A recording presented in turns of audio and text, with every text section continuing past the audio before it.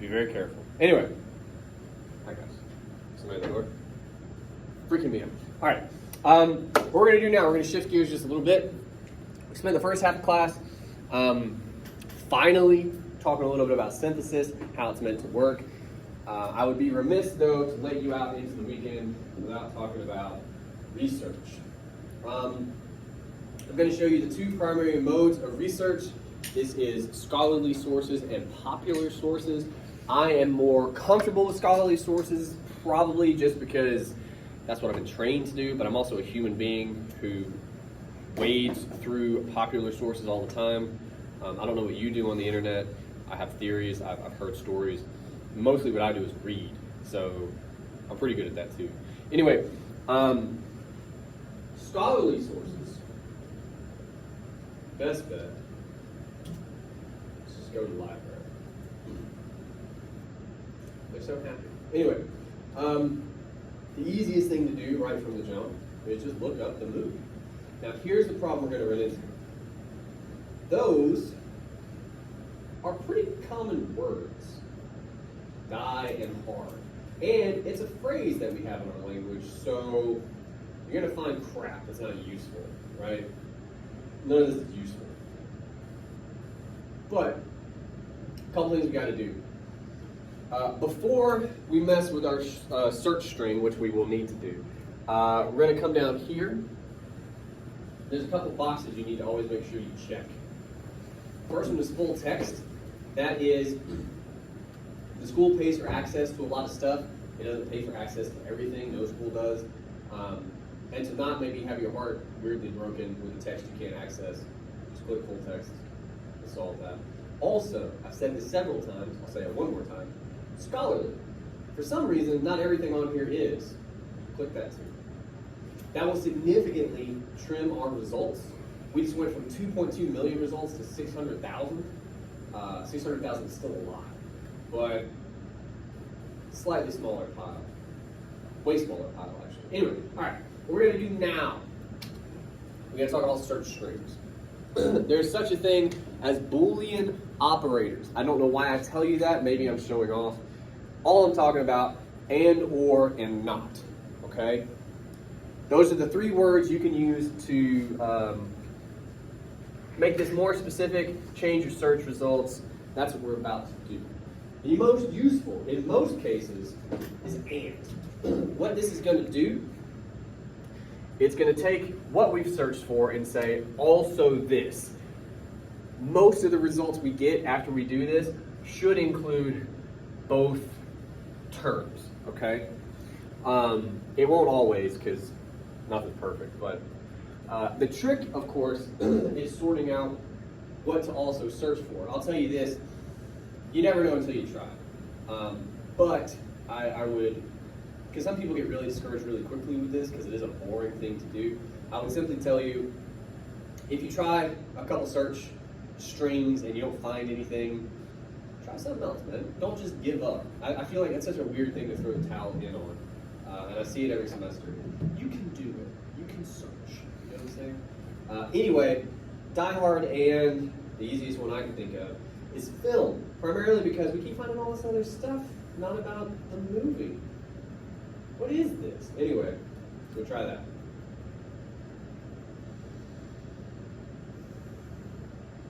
Less than 100,000 sources. We started with 2.2 million. Let's see what we got. Die Hard and the American Mythos. Okay. I mentioned skimming before the break. I'm going to tell you guys a couple things about that. Number one, when it comes to research, I helped a grad student Monday, actually, with all of this. She didn't think you were like allowed to skim or you had to read everything. I'm like, why would anyone do that? Judge books by their cover. For now. For now. Eventually you'll have to read things, but you're never going to go through 100,000 of these. But you could potentially go through a lot. And how do you weed through? Read titles. Look at descriptions. This says right below here, Die Hard and the American Mythos. Already I'm like, that probably works for us. But examines how John McTiernan's film Die Hard contains the contemporary archetypal hero. That sounds like it's on brand for us. who battles both external and internal monsters. That could maybe work. That sounds interesting. So after that, it kind of passes that test for us, then you click on it. Now here again, I'm not saying you read it yet. You always want to look first for an abstract. In this case, we already read most of what it gave us, but oftentimes that abstract will be a little longer. In a lot of cases, the abstract will just be like either the introduction or a summary of the introduction. Read that. If you get this far and you read the abstract and you're like, oh, that's not what I thought it was, or that doesn't work for something, then go find something else. Save yourself time, okay? Because what's going to happen if it passes both those tests, and I think it does, I mean, the rest of the abstract is, it talks about Christmas and the family, the role of women, both things we've talked about this week, terrorists and the corporation, which we haven't talked about, but just to let you in on what that's about. Isn't it weird to anyone else that, like, the terrorists, we call them terrorists, they're not. They're thieves, right? Like Holly says that. It's all a trick. They're trying to make it seem like they're here over like some idealistic thing. They're here for money. They raid a corporate building. Ellis is right before he gets killed. This is a corporate takeover. That's all this is. They're guys in business suits trying to steal money from other guys in business suits. That's all they are. So it's kind of interesting what we're saying about corporations in the movie. But anyway, talking about values, violence, American cultural heroes, all that. We should read this, I think. There's different ways to do that. Usually, up here will be some kind of link. In this case, it's HTML, and it'll just take us down there. But other times, there's a PDF. Different they'll be up here, okay? But weirdly, this one is right below all of that, and this is the article. Now, I know you're terrified with everything I just scrolled through. It's not as long as it seems. They even have time to talk about Die Hard 2, which is not very good. And I was right, by the way, the subtitle is Die Harder, which is ridiculous. The other thing I want to show you, though, usually, no? Really? Oh, there's just notes. All right, well, don't worry about it. I'll show you another one. But the other thing you can do, especially with scholarly articles, especially if they're kind of long, and this one, by your taste, might be kind of long, they'll have sections. This one, super helpful, has links to the sections. Say, you know you're right about Brehand, you know you're right about Die Hard, and given what you've thought about those two texts already, you're very interested in the role of women, Holly specifically. Let's click on that. We'll go to that section. Read that section. Look, that's not long at all. If you read that section and you're like, damn, that's just not at all going to work for what then you're done, right? But I'm telling you, chances are better than good. You're going to read that section and go, oh shit, that is outstanding. Now, I'm going to make sure I have this article, right? That's probably going to go on my paper. That's going to be a bid. You see what I'm saying? The other thing I would tell you, once it passes all those tests for you, and it's going to be in your bid, you do not necessarily have to try to write your bid for the entire article. I keep saying this, these bids are for you, right? That little summary about the article, yeah, you're more or less trying to sum up the whole article in a couple sentences. But the parts where you're like, how is it useful? What am I going to quote? Again, if you only want one or two sections from this, that's all you're going to use, pull all your stuff from those. Don't. The rest doesn't matter. It's not useful to you, right? Only pull what you need, what's going to help you. The other piece of advice I would give you, I discovered this very sadly one day when doing research in some class. I took a bunch of classes. I would recommend getting some kind of a copy, okay? You can print it out if you want. You don't have to. You can copy and paste this into a document. Just save it somewhere. You may not have internet at some point. You want to work on this, or you may go to find it and you can't all of a sudden for some reason. Get yourself a copy. Just help yourself out, right? What I would do, I make a folder on my desktop. whatever, English paper, bam, right there. And then all the sources, they're in that folder, they're always there, right? Anyway. So that's probably a pretty good article. And how this usually goes, since I showed it to you, is all of you will use it, but that's okay. All right. So that one's pretty good. We're gonna look at a couple other ones. Die Hard in Notting Hill. Notting Hill, by the way, is a romantic comedy, I believe from the early 2000s, I think starring Hugh Grant. I never saw it, not my kind of thing. Really weird that there's a paper that talks about both of those. Let me see. A little bit we get here. We investigated the impact of movie genre preferences on memory for movie content. I don't know how useful that would be to us. There's a gender gap. I mean, maybe, but it looks like a psych paper, and there's like flowcharts. I don't know. But you could look at it for a second. It probably wouldn't work for us, right? So we move on. Just the facts, man. Male sentimentality in the Die Hard films. That sounds pretty good. I'll be honest with you. That sounds pretty good. Male sentimentality. All right, in this case, this is a link to the article, but not the article itself. So this is where you have to come over here, and there's two things you can do. And this is very in the weeds, but I want to show you, because if you run into this, you might freak out. This one is going to take you to a different database called Project Muse, which we also have access to. Look at that. There's the damn article. We get no abstract, but you could read one or two paragraphs, because that's probably going to be the introduction. They're talking about Twinkies. That's kind of fun. So obviously they're talking about Al. That sounds crazy interesting. Just skimming it. I'm skimming it. I'm not reading it. But we're talking about civil rights, race relations, homosexuality, AIDS. I'm like, okay, that's wild.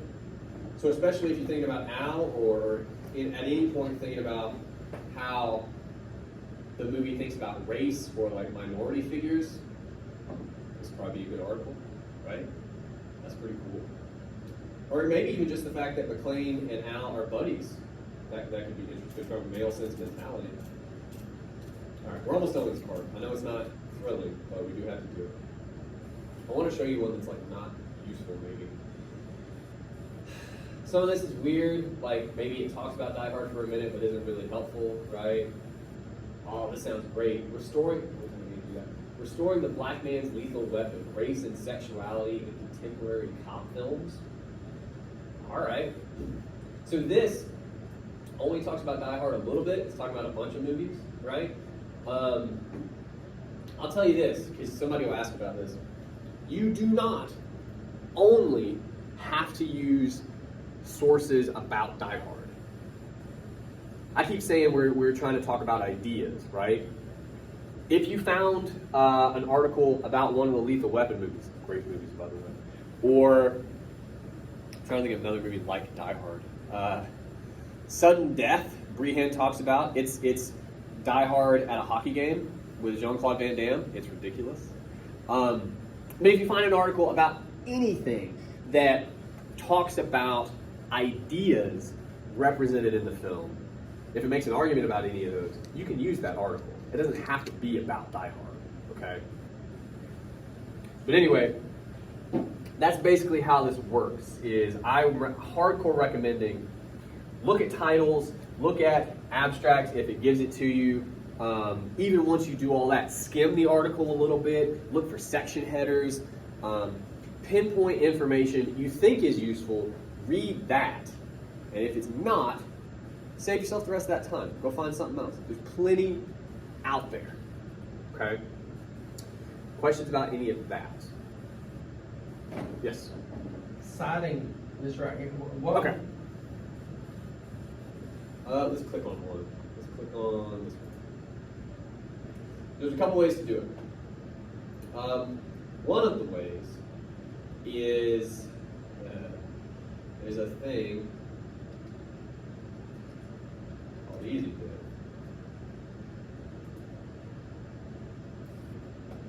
I don't know if you guys are familiar. This is where I had my question. Where does it fall under? Is there a Website, book, journal. It's a journal. These are all journals, and it'll tell you. So this is the Journal of Popular Film and Television, right, from 1992. So it's a journal. Don't ever search. That never works. It never works. Just do a manual citation. Just bite the bullet. You can do it. This one's in an online database, and you put all the stuff in, right? A couple notes on that real quick. There are some professors, they are older, which means they are dying, but they still exist, who consider a bib generator, which is what EasyBib is, they consider it plagiarism. So tread somewhat carefully, okay? I don't care. I think that whole opinion is ridiculous, but people are sometimes ridiculous. What I will tell you, to guard against that, like in a future class, and also just because you should be doing this, when you generate a bib with this, it is often very close to right, but not quite right, for different reasons. So the other thing you would need to do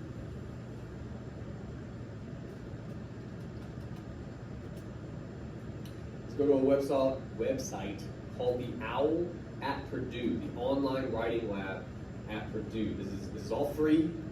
I don't know why, but they're doing the universal service. We want to find, all right, so you go to MOA, that's what we use.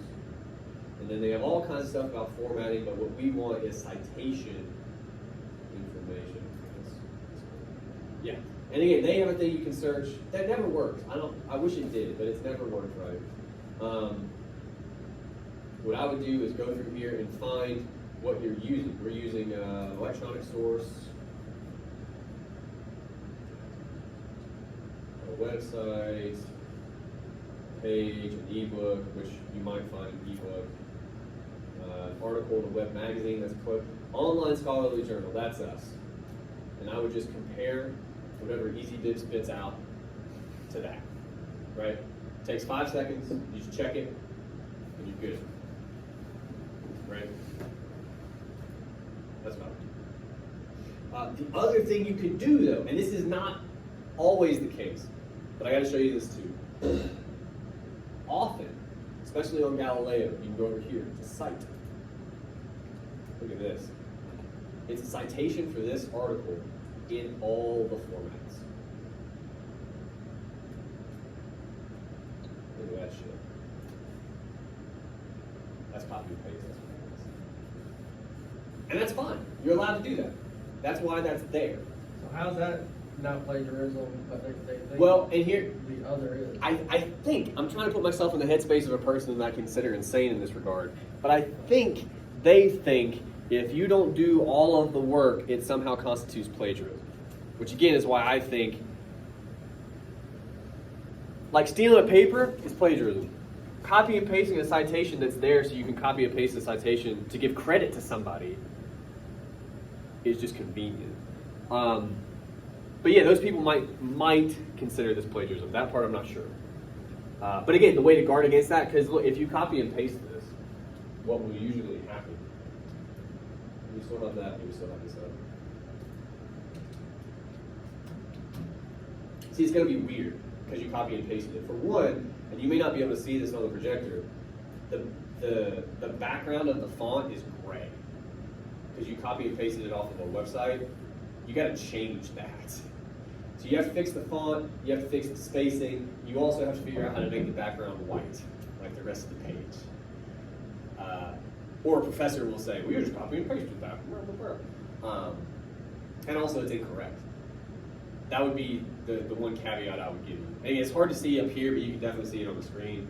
It's black font with a gray background, because that's what it is on the page. But I want to actually really easy fix on Google, because you can usually just paste without formatting. Nope, we still have the gray. Damn. Well, anyway, there is a way to fix that, but I don't think I'm going to do it right now, because I have to figure it out, and we don't have that kind of time. I think you can type it by the time you figure it out. That'd be awful. Yeah, maybe. Anyway, there's that. I'm going to take this off. You just manually change the font and stuff. Yeah, but there's a weird thing to take to fix the background. I don't know. Okay. Where were we? All right, the other thing I want to show you. So that's scholarly sources. And don't forget to You can try other things. The one I came up with, which was, I think, pretty easy, right? Considering the class. This will give you some of the same sources, some of them useful, some of them not, and just different stuff, you know? I don't know how useful that one would be.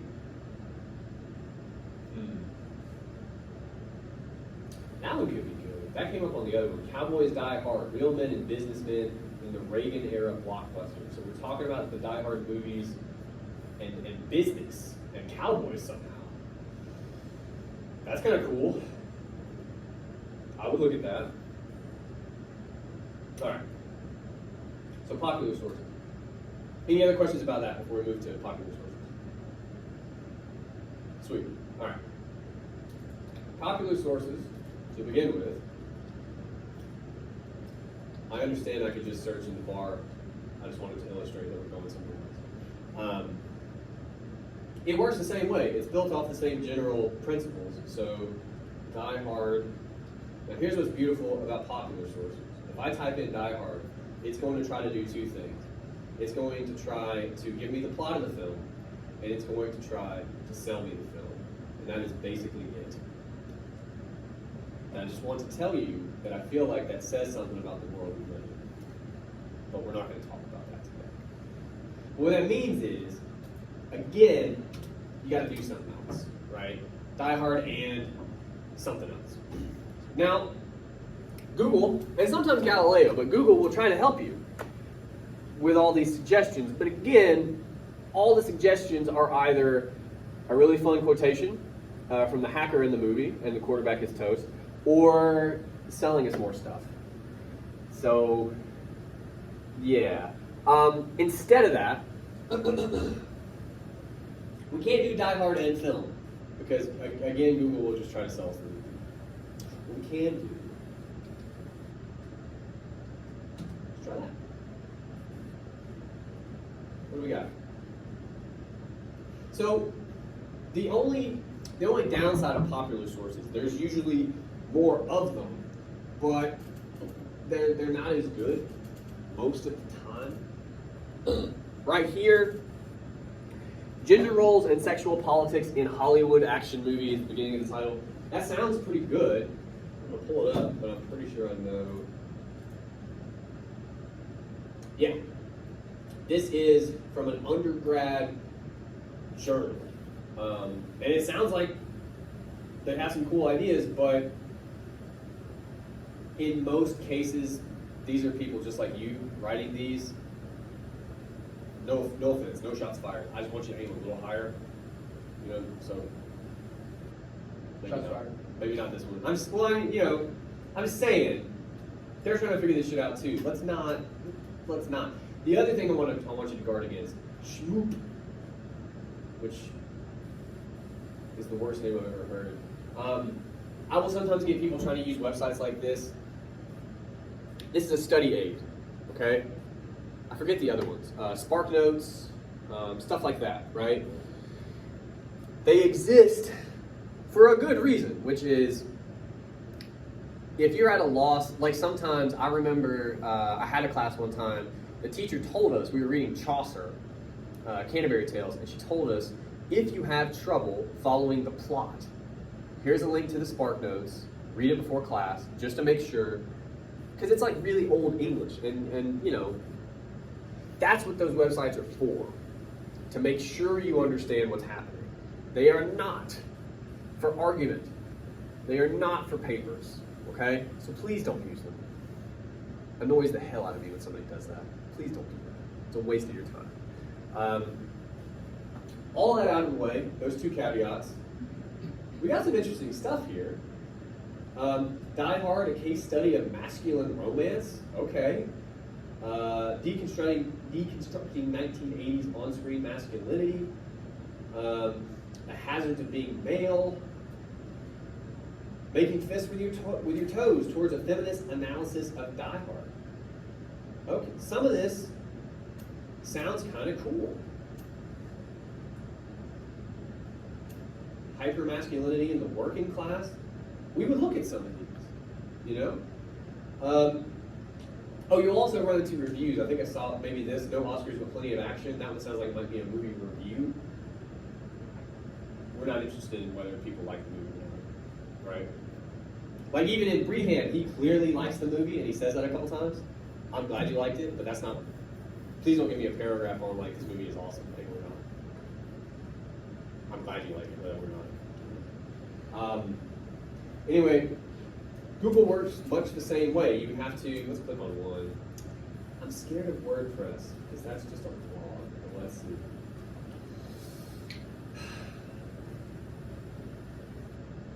Maybe. I can maybe be okay with this. Anyway, the important thing to remember, because I gave you a popular source, right? The Die Hard Humanized and Perfect the Action Movie. That's a popular source. I found it on Google. If whatever source you're using has actual arguments, actual ideas, so it's not just plot and it's not just this is awesome or this sucks, you can probably use it. Okay, that's across the board rule. And if it doesn't, then don't waste your time. Go find something else. Okay. Questions about any of that? That was my research crash course. I try to do it pretty quick. I know it gets boring at times, but we do have to do that. Okay. Here's what we're going to do now. I think yes. Okay. What I want you to do, for next time, you owe me 2 pieces of homework, and I am sorry for this. But that's the nature of summer class. We got 2 bibs. Hopefully you've done 2 for today, or you're well on your way to having 2 done for today. You owe me 2 more by Monday, right? That's probably going to be 2 sources you have to find. I'm going to give you space and time to work on that right now. If all you do here for the next little bit is just try to find a source or 2, that's going to help the future you out. I would do that. If you're ahead of the game, then work on your bibs. You know, great. You also, for Monday, I want an introduction and a body paragraph. That will be more difficult, especially without your research done, which is why I keep talking about the bibs. But if somehow you've done all that, and it's doubtful, but if somehow you've done all that already, try to put a body paragraph together. I understand we haven't talked about intros. We're going to do that next time. But try to write an intro anyway. See what you can come up with. This is all in an effort to not freak out next week when we really sit down to write the bulk of this paper.